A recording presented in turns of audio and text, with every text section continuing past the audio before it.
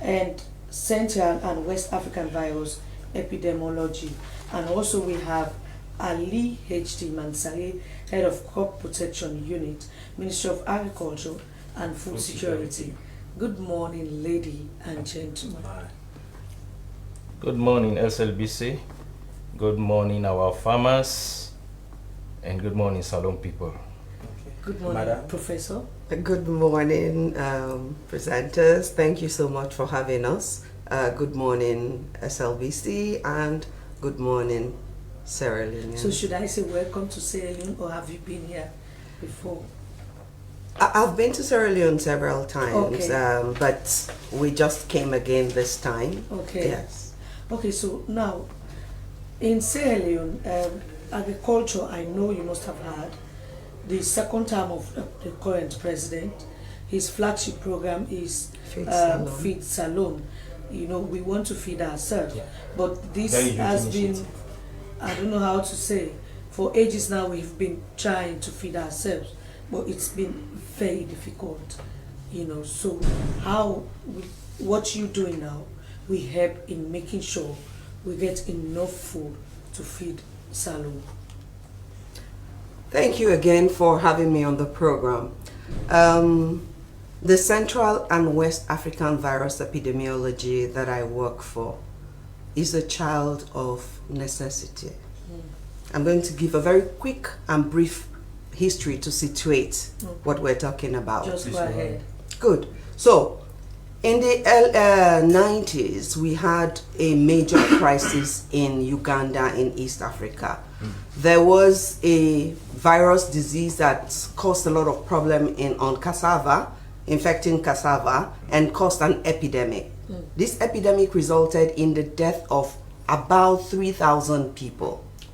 The virus that was involved is East African cassava mosaic virus, Ugandan variant.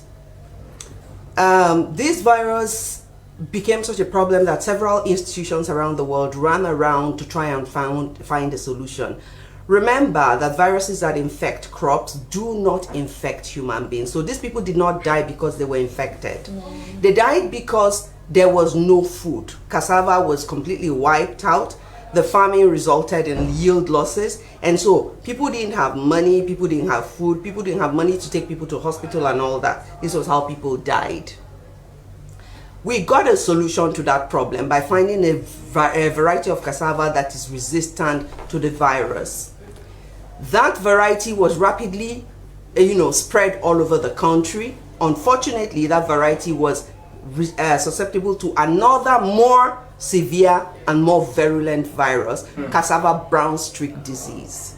So again, we have problem with cassava, and cassava brown streak disease is ravaging farms in East Africa. More importantly, the modeling team that was working with our colleagues in East Africa made predictions and found that the cassava brown streak disease is moving westward towards West Africa. And we know that cassava is very important in West Africa. And so, because of that, the West and Central African Virus Epidemiology Project was battered. We got funding. It was battered by scientists in West Africa, virologists who thought that we should not sit and wait for this problem that has been predicted to be moving westward towards West Africa to arrive before we do something. This was how the program started. West and Central African Virus Epidemiology is working currently in 14 West and Central African countries, including Sierra Leone. Okay. Sierra Leone joined the program in 2019 in our second phase. The WAVE program began in 2015, funded by the Bill and Melinda Gates Foundation and formal DFID in the UK, which is now the FCDO, Foreign and Commonwealth Development Office. So now, Professor Eni, what other strategies have you really been devising to really curtail this virus? Because you said there were other variants that look quite similar to what we already have now, but that couldn't stand the test of time to eradicate it completely. So what other mechanisms are you putting together altogether? Quickly I land, okay. Then I take your question. Very well. 2022 surveys in Guinea and Benin, because our mechanism is preemptive management. We want to look around, find the diseases that we have. We want to train our farmers. We want to know the symptoms to look out for, how to report, to know what to do and what not to do. And so in the 2022 survey that we did, we found the East African cassava mosaic virus Ugandan variant in Guinea. Wow. Foricaria area precisely. And from Foricaria to Sierra Leone is about 50 kilometers or thereabouts. Yeah.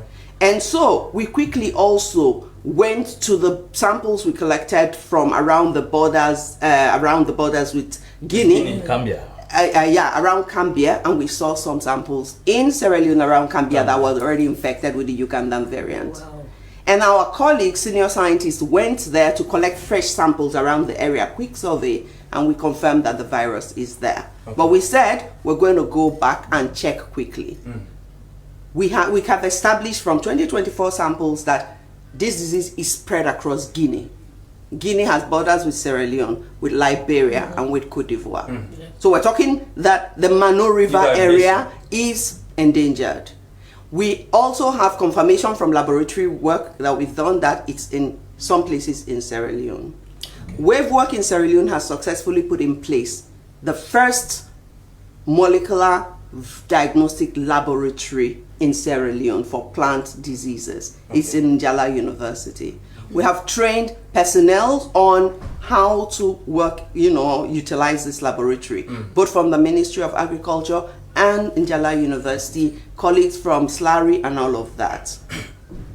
We are set to go into action. The meeting we had yesterday started actually the day before with a courtesy call to key stakeholders. The problem is not something one organization will be able to deal with. So we're looking at the seed group, SLESCA, we're looking at FAO, where we're talking to, of course, very strongly backed and not supported. We are supporting the effort of the Ministry of Agriculture of Sierra Leone. They are the ones coordinating this. It has to be home-owned and homegrown. We're calling for a collective action of all critical stakeholders. Did I forget to mention IITA? IITA is key because IITA played a pivotal role in supporting when we had the problem in East Africa, in Uganda. IITA has a mandate actually for cassava research globally. So they are also part of the team we're working with. Professor Eni, we're going to come back to you, especially with all of the strategies you're putting in place and how will all this span out to really contain this particular virus that is really on the wide. But let's come over now to you, Mr. Mansari. Now, as a crop scientist that you are, you of course know the importance of cassava to us as Sierra Leoneans. Indeed. I cannot imagine me missing out on my cassava leaves or my gari, or whatever. The varieties. Varieties that can come out of cassava when it's being processed. It's a byproduct of many other things. So, of course, now we have this serious issue at hand. And now we have, help from outside us that are really partnering with us. You heard from Professor Eni, this is a collaborative effort. How far have you gone? Thank you. I'm head of crop protection units. That is plant health. Our mandate basically is to ensure we have healthy plants in the field, and so that we get quality products from our yields, which can attract higher market prices for both internal sales and exports. And also we ensure that planting materials coming in are free of pests and diseases. So overall, we are mandated to control pests and diseases in country and stop their introduction into the country, so that they will not pose threats to our plants in country. So to your question now, how are we set? How set are we as a ministry? Now, the way Prof have told you that they as a project partnering with us to give us the support, and we are taking the lead. So that is why They are here. They have the money, which they've got from the Bill and Melinda Gates Foundation. So what they need now is a what? Local ownership. Local ownership. A support to show that, yeah, we are ready. We are ready to implement their results, which she has just highlighted that, oh, there is something around. There is an eminent trend to our what? Staple, second staple food. Indeed. And as a ministry, we have strategically located ourselves for the what? The presidential flagship, which is the Feed SIERRA. So we know that that is an eminent trend, cassava being our staple food, and if it is affected, it will affect our strategic Feed SIERRA, Talking about which ownership. will surely have an effect on our overall food security situation. Okay. Talking about ownership, Mr. Mansari, the Ministry of Agriculture should take the lead. And how are you going to make sure that those that you'll be dealing with, because the actual cassava we are talking about, you have it in the western area, but not much. You have to go to the provinces, and some of those people farming in those areas, they are not they don't even know what we are talking about. When once they see their crops not doing well, they have what they attribute it to. They always have their own feeling that, okay, maybe my neighbor has done something for me, So not to get a good yield. means So you have to savings. take the ownership. And how are you going to do that? Okay. Now, the research has given us the result. It is an alert. That is why we're here. To ring the bell, to send an alert to the public, our cassava farmers, that hey, there is a threat. Now, next step will be what? To do a nationwide survey with our partners, Larry, Jala, the universities, to know the extent and level of spread of this disease in the country. Okay. Then, another step will be what? Now engaging farmers one-on-one on what? Preventive and control measures. So that is why we're here. Okay, so now, Professor Eni, now that we are talking about this all important issue, and of course the mechanism you are putting in place to contain it, let's know more about this mosaic virus. How does it get? Does it also Maybe affect? signs. Yes, does that also affect humans aside from crops? Thank you very much again for that question. Plant viruses do not infect humans. Okay. The virus we're talking about here is a DNA virus. It will only cause yield. You know how cassava leaves are green and beautiful? Beautiful to see. Yes. The plant causes symptoms on the leaves, and the leaves are now yellow, and so photosynthesis is not efficient, and the tuber that is stored is very small or almost not there at all. Yes. So there is that. One of the key things that we've done since we started in 2019, the WAVE project in Cote d'Ivoire, is to do a lot of awareness training for the farmers. Remember that we did not know that the Ugandan variant will get here. We were preparing farmers to respond to cassava brown streak disease. So all of our training in the past had been on symptom recognition for cassava brown streak disease, training them on how to rapidly report so that action will be taken if it is found. We have developed, WAVE has developed with the stakeholders in Sierra Leone, as well as in the countries where we work. For each country, we developed a response plan in case we find cassava brown streak disease. The beautiful thing is that the disease, cassava brown streak and East African cassava mosaic virus Ugandan strain, are transmitted the same way. Okay.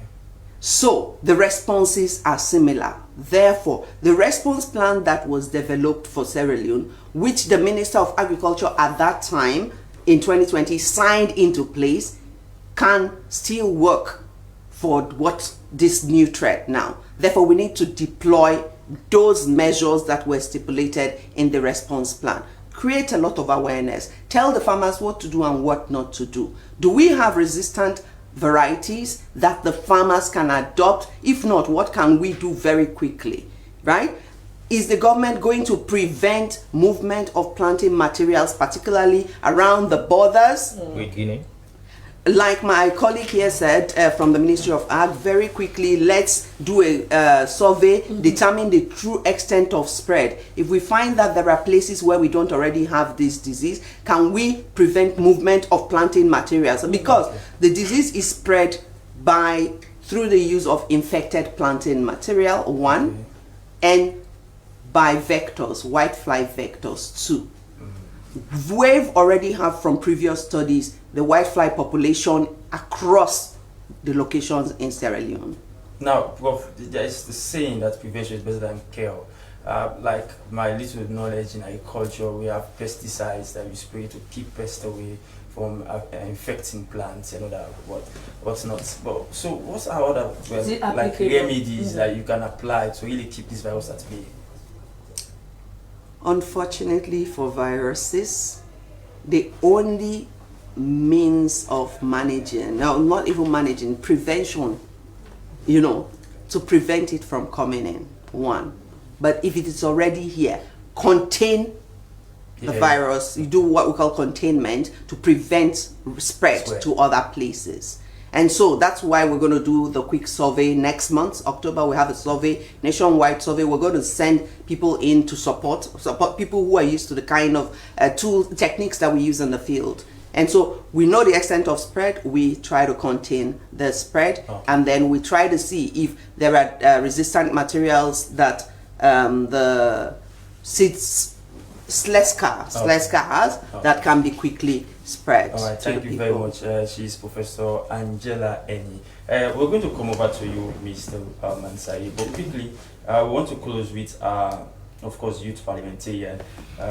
David, you've been vocal over the years, and you are now agitating for people to have the awareness to, get themselves off disaster-prone areas. What are the mechanisms will you be using to do this? It is right in place that we need to raise the awareness by informing the people that they should not live in a disaster-prone area. Over the years, we heard about flooding, we heard about different issues coming around, and it is a wake-up call for every Sierra Leonean. And nextly, people are not so care about themselves, mostly the environment where they find themselves. So now you're coming back to what I was saying. Yeah, they are not care about themselves, because when you look at the environment, I'm not casting the blame 100% on the government. It's a 50-50 approach. Government should be there to enforce the law. But people neglecting that, live in a disaster-prone area. That place was used to be a dump site. And when you find yourself in a dump site, there are two factors. One, the soil instability and the subsidence, because at the end of the day, if you put up a structure there, there is no way that structure is going to last. Thank you very much. I'm afraid, David, you have to leave it there. We appreciate you sharing your insight with us this morning. He's David Mansari, President for Youth Parliament. We'll also go back to another guest. Is also called Ali Mansari for the crop protection. We have two Mansaris in the studio. Quickly, Mr. Mansari, now that we have this issue at hand, you heard from Professor Eni, we should contain the virus. Are we set to do that? First, let me clear the point where you were asking about use of pesticides to control. Yes. This case we are talking about is a virus. Pesticide cannot be used. If you use pesticide, the virus live in the cells of the cassava tuber, right? Or the cells of the plant itself. So if you spray pesticides, it will not work, right? So we talk about our set, how set we are for the containment of this virus. Now, Prof just mentioned about what a response plan that was initially done. Now we have a technical consultative meeting anytime from now, where we bring all stakeholders together, including the NAFSE, the National Federation of Farmers, the universities, the research. We bring them together to what? To review that initial response that will now match with the current threat we are having. So this is a threat, and you know this is an emergency, and we need an emergency approach. When are you starting the survey so that those areas that are not affected will not be affected? Now, is a concurrent issue. The response, reviewing the response to match with the current trend, anytime from now, like I said, and the nationwide survey will be taking place in October. The funds are there. Okay. All right, quickly, Professor Eni, we are closing the program. Our police is on our neck to close the program. What other strategies, aside of pouring out the resources that you're giving to support the containment of this virus, you're training technical experts to really go into the field and do the needful? What other areas will you be, will your intervention be spanning into? Basically, I think you have us covered. Do the surveys, find improved varieties. If we do not have improved varieties, resistant varieties, and we're going to be talking with the farmers to do that and see, you know, how the varieties they prefer for the kinds of food that they prefer to get from cassava can then be used for cleaned, maybe through tissue culture and all of that, and multiplied rapidly. Seed certification is very important. That's why we're working with SLESCA. They are key. We had a meeting with them as well. But like I said, let's note, all of these requires collective, rapid action. Rapid response as well. Thank you very much. Thank you so much. Angela Eni, a member of WAVE Foundation, supporting, of course, the Minister of Agriculture. We also have Alfred Alimansari from the Crop Protection Department of Ministry of Agriculture and Forestry. I'm afraid time is not our friend. We definitely have to go. This is where we've got the cutting in the program this morning. I've been your presenter, Dennis Fraser. Many thanks to our producer Joseph Stanley for putting together and to all production team at the SLBC. Till we meet again tomorrow, I am Francis Bernard wishing you a wonderful day. Goodbye.